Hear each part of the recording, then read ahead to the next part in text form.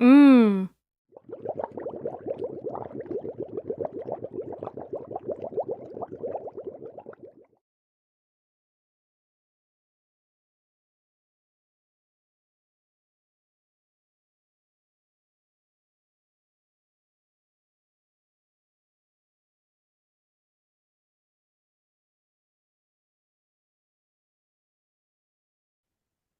Hello and welcome to ConTinual. My name is Jean Marie Ward, and tonight on Hot Off the Press, we have three wonderful authors eager and willing to tell you about their equally wonderful books. But first, I'm going to ask them to introduce themselves, starting with Layla. Take it away. Hi, I'm Layla Reyne. I write LGBTQ romance, mostly romantic suspense, a little bit of foodie and contemporary romance thrown in there. Okay, great. Russ. Hey everyone, I'm Russ Colchamiro. I'm a member of Crazy Eight Press, and I primarily write science fiction, mystery, and a little bit of horror. Okay, great. Kim. I'm Kim Fielding, and I write all the things. I write science fiction, horror, fantasy, and gay romance. Okay, cool. Tell us the title of your new book and what it's about, and give folks a little teaser for it. So my new book is called Consumed. It's book 11 in a series, and I've never written a series anything like 11 books long. So this is kind of they're mostly novella length at least, but it's the name of the series is the Bureau of Transspecies Affairs. So this one is Consumed. It's a really fun series to write because each book takes place. It involves different characters, although there's some continuing characters, and most of them take place in different time frames. So this particular one takes place primarily in the early 2000s, and so which by now is historical fiction. As sad as that, you have to remember, did we have cell phone? You have to remember the way things were. So it takes place there, and it involves two guys who work for the Bureau of Transspecies Affairs, which is kind of like, the FBI only for paranormal-ish type stuff. And one of them is an agent. One of them is works in the lab. He originally was an agent and had something really horrible happen to him in the past, and since then he's worked in the lab, and they get sent on an assignment. Okay. Isn't it terrible to have something become historical fiction that happens in your own lifetime? Oh yeah, it's horrible. I mean, I, it's like, when they call things like vintage, and they're way younger than me. It's traumatic. and Yeah, it doesn't even have to be that long. I'm re-editing my first three books that got reverted to me. So I wrote them 7 years ago. There are references in there that are completely wrong, that are completely irrelevant. Plasma television, right? It's little things like that, especially technologically related, that are long gone. Comms over the years gone. Right? And it's those little things that, whew, I can't even imagine, like, actually yeah. going even further back. And you have several time frames, Kim. Are they all what are they? Do they go back further than the They go early back, 2000s? the earliest book is set in the 1920s. And so since we've got 11 books, we're all the way up to, I think we've got all the decades. I think I have one per decade, but they're not I didn't write them in order of the decades. So I actually wrote the one in the 30s first, and then I came forward to the 80s, and then went back, which is a lot of fun anyway. But the earliest one takes place in the 1920s. Okay, great. Layla, let's get into, what your current book is. I take it this is not the book that started in 2007 or was. No, but you see some of those characters. Current one is King Hunt. This is it. It is book three in a romantic suspense trilogy that follows two FBI agents who enter into a marriage of convenience to catch a common enemy.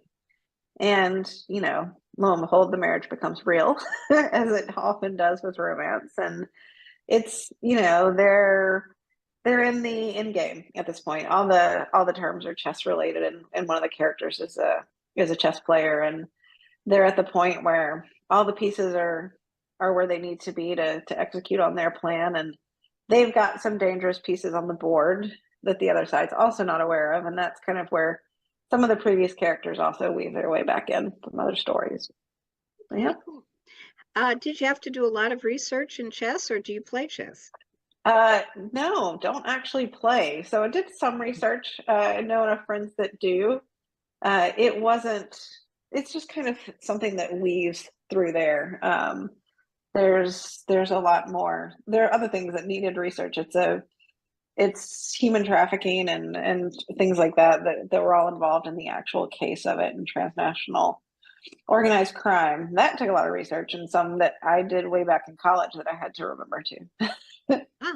Did you study law enforcement in college, or? International law. So it was, a lot of it was stuff that I had studied and had for many books wanted to bring, or many books wanted to bring in to it, and just finally got the right couple, the right setting, and was able to put some of that on the page. Okay, great. Russ, what about you? I mean, are the books that you're bringing forward books you published, or are they your books? And Yeah, so my new book, actually, this is actually kind of a sneak peek. I'm actually going to do a cover and title reveal tomorrow, but you're getting Cool. a sneak peek. I write a series, an ongoing series featuring hard-boiled private investigator Angela Hardwick. But she's with a sci-fi bent. You know, in my mind, she's part Blade Runner, part Doctor Who, and part Atomic Blonde. The first three books in the series are already out: Crackle and Fire, Fractured Lives, and Hot Ash. And the new one that's coming out in September is called Blunt Force Rising. In this one, so Hardwick and her protege, Eric Whistler, they provide extra security on a Galaxy cruise ship. Think about just like a cruise ship, except that it's in space. And it's hosting an AI, robotics, and cybernetics conference, but the event kind of quickly devolves into a really bitter argument between kind of the pro-android and anti-android community when a murder takes place on board, and it kind of sets off a chain of events that's kind of really more horrific than even Hardwick has ever seen. And when it's all said and done, I think it's safe to say that Hardwick and Whistler, they're never going to be the same. Yeah, horrific events will do that to you. Yeah, what was the inspiration for the Hardwick series and for this particular book?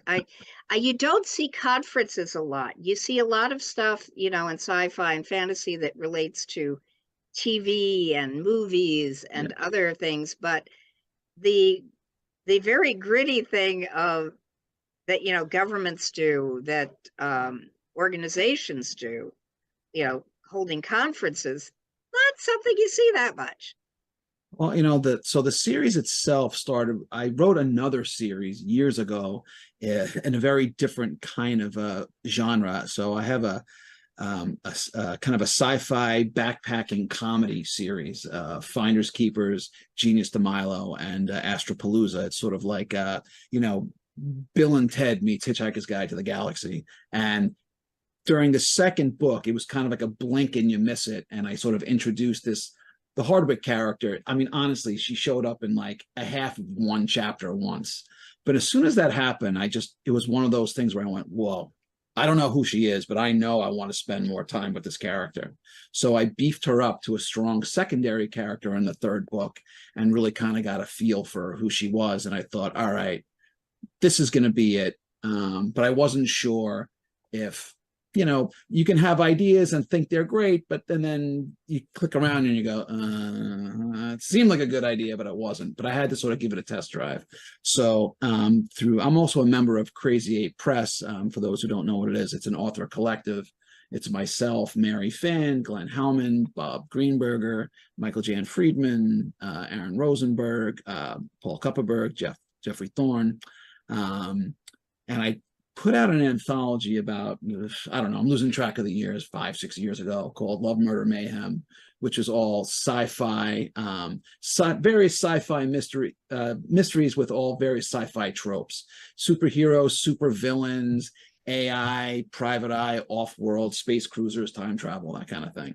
But I really did it because I wanted to give it a test drive with Hardwick. I wanted to see, all right, let's see if this is a real thing. So, and I write everything through her is first person, narration, as you often get in kind of the private eye genre. And I did a short story with her, and I said, all right, this works. This is a thing. So then I said, okay, I'm going to do a series. And I actually have 10 books mapped out in my head.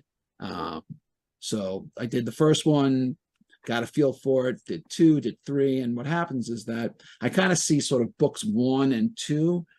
So it's thematically, so Hardwick is about, I don't know, 33, 34 years old, but she's a hard-boiled private eye who does all the kind of cases that you think a private eye would take. Extortion, arson, kidnapping, corporate espionage, murder, and the like, but she's also taking on cases that involve time travel and shapeshifters and alternate realities and such. But she also has, when the series starts, she has a 4-year-old son. So the question becomes, can Hardwick be this hard-boiled private eye? I mean, this is not really like a 9-to-5 gig, right? I mean, you go wherever you go. Can she do this and be a good mother to her son? And the answer is, we're going to have to find out. If the answer is yes, what does that look like? If the answer is no, what does that look like? So thematically, the first 2 books, there's the A plot, but the character part of it is really about Hardwick and her son. The books 3 and 4 really delve a lot deeper between Hardwick and her protege, Eric Whistler. Because when he comes on board, he's kind of this eager beaver. He's about 10 years younger than her. Just wants to please Hardwick all the time and prove that he's worthy of being on her team. But after a while, he starts to get better. And you know what happens. You don't want to be seen as the sidekick. You want to kind of be seen as an equal, whether you're an actual equal or not. And there's a lot of friction between the two of them. So a big thing happens in book 3 that kind of really messes the both of them up. And it carries over into book 4, where it really comes to a head. And what I do is, in most of the narratives, is that it starts off small, kind of street level kind of stuff, and then it gets much bigger as time goes on and very expansive. Book 4, I knew from the beginning that I wanted to do something completely different, and it's unique for me in 2 senses. One, it's a closed room setting for the whole 90,000 words. You're on this cruise ship. That's it. So at first I thought my original concept was I wanted to do sort of like an Agatha Christie, and then there were none kind of style. But I realized very quickly, like, this is like really hard to do. This is really hard. He was a genius at plotting. Yeah. She's so great. And I'm like, this isn't I realized it wasn't the kind of book I ultimately wanted to tell, but I did want sort of this closed room, murder mystery. But how do you sustain yourself for an entire novel? So a lot of mayhem breaks loose. But the other part of it that's unique for me is that I really dove a little deeper into the horror aspect of it, which I've dabbled in horror a little bit. As a friend of mine says, I'm not really a horror author as much as I'm an author who writes a little bit of horror. But I kind of went in that vein, and it was a risk on both fronts for me. But I figured, there are plenty of series out there where essentially book 1, book 5, book 9, book 14, it's the same book every time. You just change the details. And that works for some people, and that's great.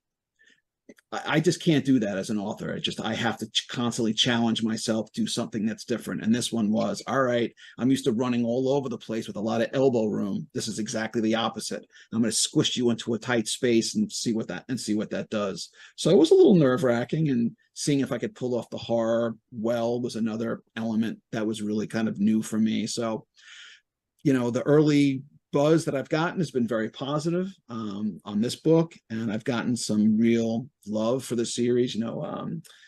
Nicholas Meyer, who wrote and directed Star Trek II, Wrath of Khan, and he's given me a very big endorsement for the series. SIFWA actually, unbeknownst to me, tweeted out about a month ago. They basically said, in terms of fantastic fiction noir, they compared me 1-to-1 with Douglas Adams' Dirk Gently series. And this was just completely unsolicited. I mean, I was like, well, if they say if they want to put me, in the same sentence as Douglas Adams, who am I to disagree? Yes, you can. when they give you praise like that, you take it. I'll take it. So, yeah. so that's kind of what that's kind of the genesis of the Hardwick series. And I already know what I'm going to start to write book 5 actually next month. And I kind of see it as this is the first 5 books are kind of like series 1. It has a very definitive kind of conclusion of where that goes. And then the next 5 books are going to be a little bit different, but I kind of already know thematically where those are going to go. Okay, great. Well, Kim, you are actually sort of doubled as a point. You've got quite a series going, 11 books in the Society. What was the inspiration behind the Society? And tell, basically, what's the inspiration for this specific book 11 in the series? So give us both if you can. Yeah, so I think originally the series was inspired by a couple of my favorite authors. I think of the first book in this series as if Ray Bradbury and Dashiell Hammett wrote gay romance. That's what they, that's what they call it. And it's not even really romance. It's more paranormal. I like to sort of, I don't pay much attention to genre boundaries. So it has that very. I read a lot of Ray Bradbury, so it has that. So that I guess that was the thing, and I loved the world so much that I just started writing more. I mean, overall, this series has an overall theme about redemption and who are the true monsters, and what, and so those are the sort of the overall themes. It's also kind of a fun way for me to do sort of investigative stuff without really doing it. My day job is I'm a criminal justice professor, and because of that, I don't actually write a whole lot of like police stuff because that's kind of the day job. Right. So this was kind of a fun way to incorporate some of that without boring myself, basically, because in the day job I'm not worrying about vampires or Bigfoot, at least not very often. So that was another inspiration, and then just being able to the research aspect has been really fun for me because I'm a nerd, and to be able to figure out what was San Francisco like in the 1920s, and all the little details of one of the books. I ended up spending a lot of time on magicians and spiritualists in the 1920s, which was really cool stuff. So the excuse to do research about different times and places has been another inspiration, I guess. This particular book, one of the biggest inspiration for me was some travel. I travel a lot. And 2 years ago, when my younger daughter graduated high school, we did a road trip from California, basically through the Southwest. We kind of zigged and zagged to Lincoln, Nebraska, where I went to grad school, and then back to California. It was a really fun trip. And along the way, we spent the night in a town called Jerome, Arizona, and it was I love like little fun, quirky places. In this place, it's an old mining town on the side of a hill, and I mean the jail slid down the hill part way and is in sort of pieces. It was just a 2-room jail anyway, so not sort of in pieces. The hotel we stayed at was the original hospital. There were a lot of injuries. It was a mining town, so there was a big hospital, and they converted that to a hotel, which is very cool. It has the original elevator and everything, and it's just, is it haunted? That was going to be my question.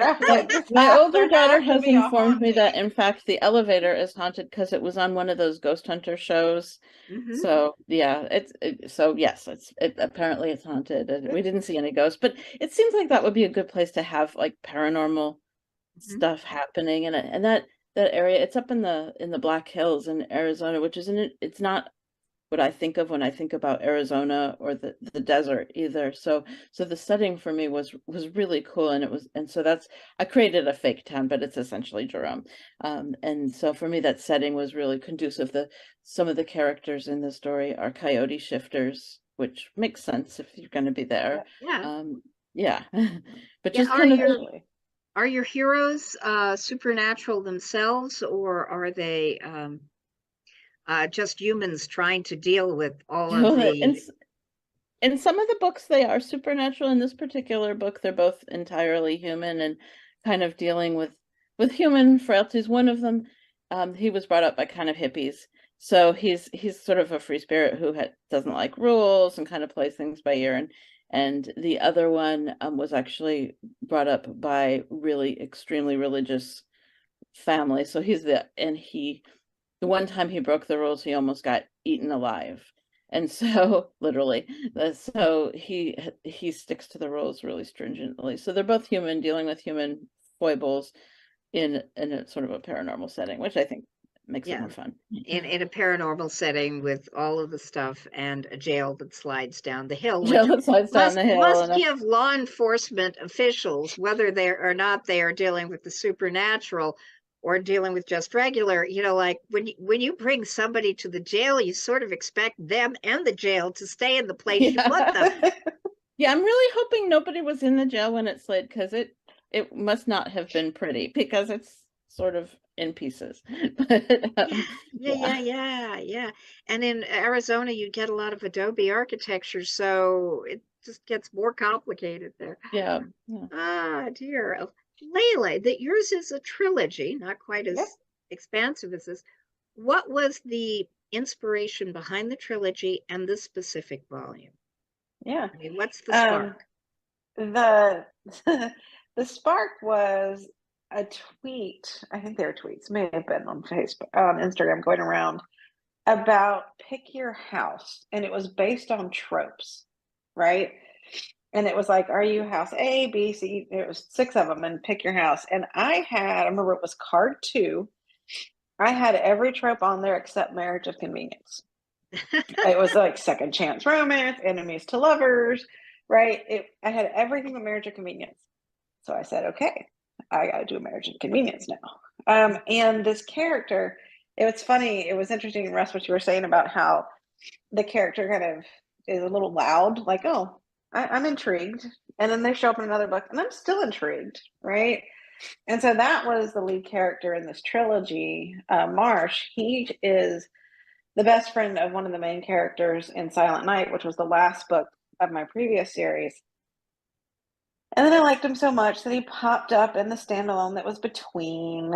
And I kind of got a feel of him. I knew him before I knew it was going to be marriage convenience, that his issue was that he kept falling for emotionally unavailable men. Right. And so then we get to this trilogy of marriage of convenience. And so that should solve the problem. Of course, the widowed single father is emotionally unavailable. And right. So there was the conflict with them. I mean, their conflict, and they quickly get over it and fall in love. And so that was kind of the inspiration of how, it was marriage of convenience, but make it Layla, right? Put it in this romantic suspense context, because that's not often where you necessarily see it. And then for this particular book, some travel, right? They do a lot in the second book as well. They go to Vienna, which I studied there and I love it. So I try to get it into books all the time. And really, they solidified in the second book. They admitted that they were talking to each other in the first one, really became tight in the second one. And this was testing that bond, right? Because they have to split up in order to achieve their mission. And so for a good portion of this book, they are not together. And then also making those moments when they get together that much more special, that much more, of them, and like feeling that. And so that's kind of them, their bond strengthening even when they're apart, and their family strengthening, because Marsh has developed a bond with Levi's son as well. And so he has to kind of step in and be the dad until Levi gets home, right? And so that's kind of where we see this as they continue to back, to move their pieces into position and close it down. I got to ask, it's a little off topic, Yeah. but Vienna, I was there in '66, and what's your favorite? I remember the baked goods, particularly croissants, and Stephen's with the somewhat preserved body in the glass case. what as well as seeing the Lipizzaners in training, what basically draws you back to Vienna, and what's your memories of it? I studied there, so I was there for several months, and one, just the organization of the place, right?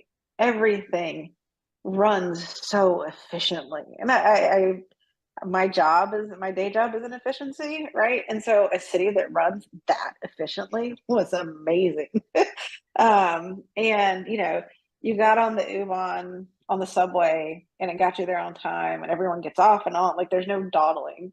And I don't know, I just love that. And then I loved kind of the mix of the cultures. Like when people think of Vienna as sophisticated and it super is, but it's also pretty far east, central and eastern Europe, more so than people think. And so the mix of cultures there, like lots of Turkish food, Turkish coffee, right? I remember my first experience with Turkish coffee, and I did not understand that the normal American size glass is not what you want to do when it is your first time ever drinking Turkish coffee. And a lot of And sugar. so, You need a lot of sugar. well, just the caffeine. I remember drinking that in our whole class. So we were there and we used to go to the Organization for Security and Cooperation of Europe to the parliamentary session. And the one kid who was from the area, he, small glass. Rest of us, and then we're sitting there bouncing in our seats for 4 hours trying to listen to a parliamentary session on, like, I don't know what the topic was. I think our teacher was going to kill us at the end of it.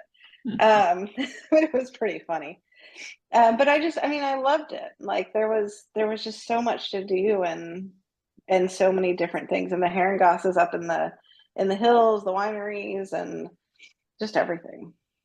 Yeah, So, no, it's an amazing place. I remember it so fondly. What, you've got it with the trilogy and with this book. mhm. What is the one thing you want readers to take away? What's the thing that you think is the coolest thing you did that you want them to know about and take it with them when they leave? That you can definitely write stories with mature characters. These are older characters, 38 and 45. I love writing mature, competent characters. Competency is hot. That's the other thing I would say. Competence porn, yes. Yeah, and adults use their words, and that's one of the great things of writing older characters is that they are going to talk it out. There's not time to debate. There's a 14-year-old kid's life on the line, or this or that. Like your whole family and everything is involved, and I really enjoy writing it because it's every conversation is meaningful, every word is, and no one's really hiding the ball at this point. Great. Yeah. Yeah. Russ, what is the coolest thing about the current adventure, and what do you want people to take away from the book and from the series as a whole? Coolest thing about the adventure.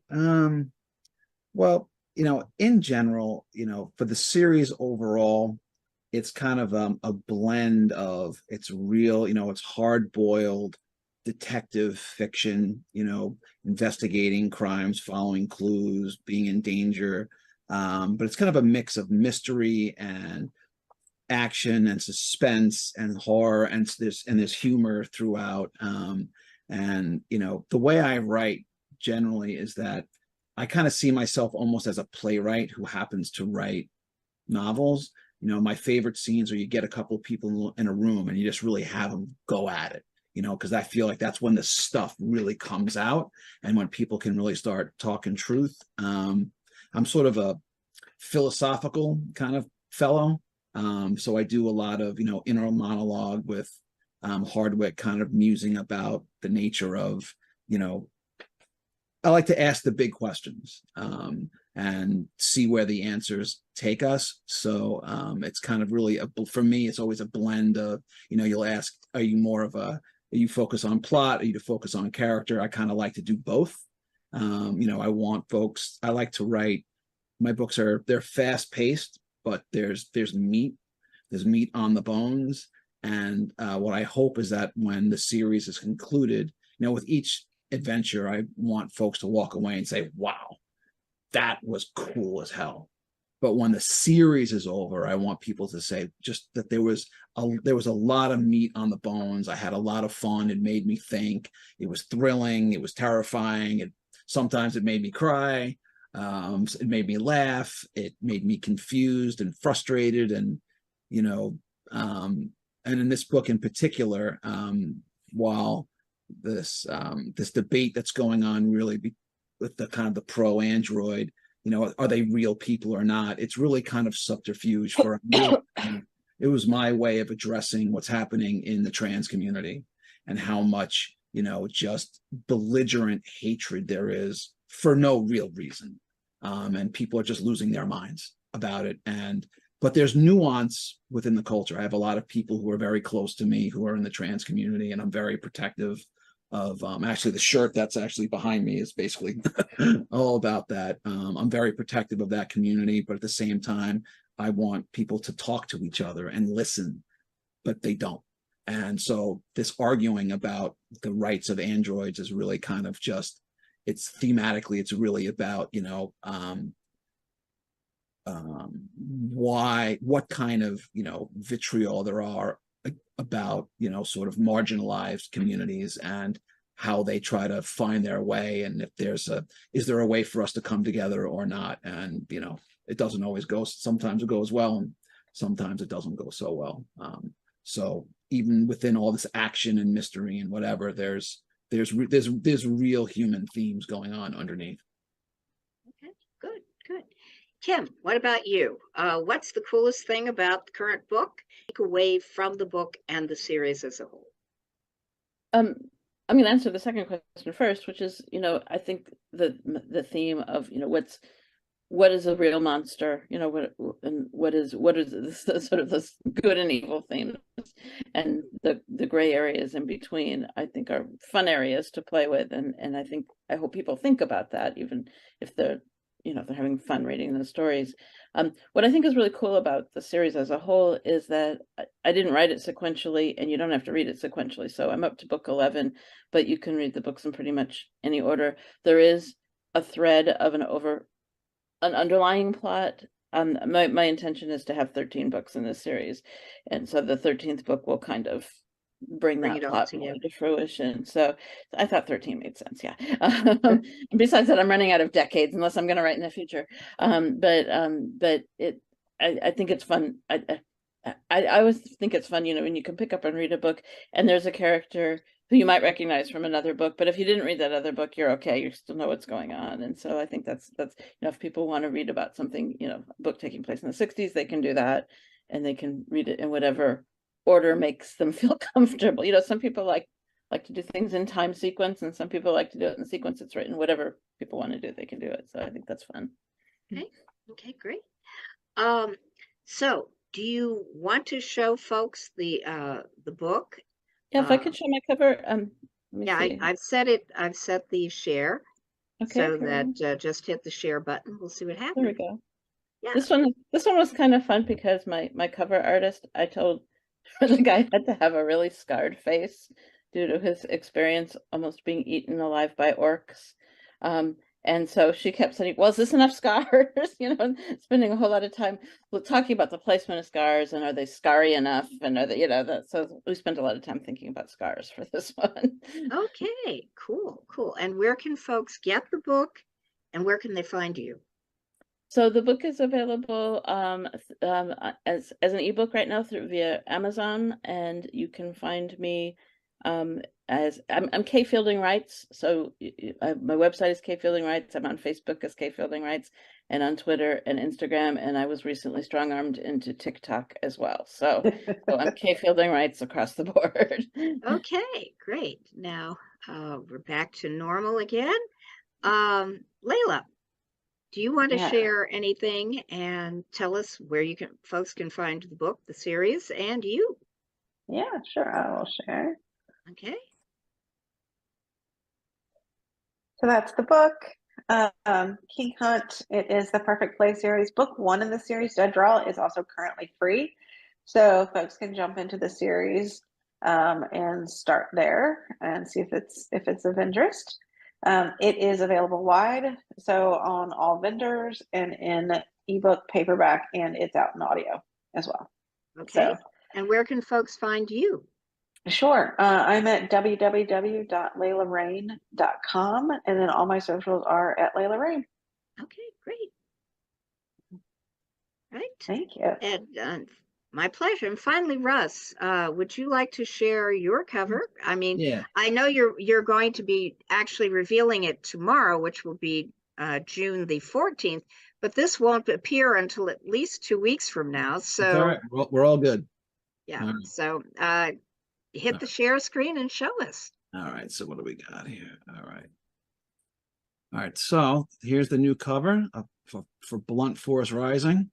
Mm-hmm. What you're gonna see here, I've used actually the same artist for the last couple of books. The same guy did, this was book 2 and book 3, and then this was just the first one, and this is coming out now. It'll be available for pre-sale pretty soon. It'll be out in September in ebook and print formats. It's published by Crazy 8 Press. It'll be available on Amazon.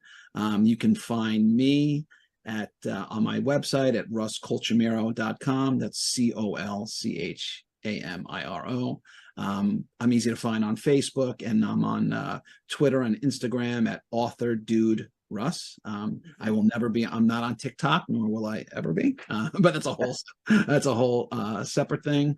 And the other 3 books are available through Crazy 8 Press or Amazon as well, in ebook and print formats. And I'm starting to kick the tires on trying to do some audio books, but I'm not there yet.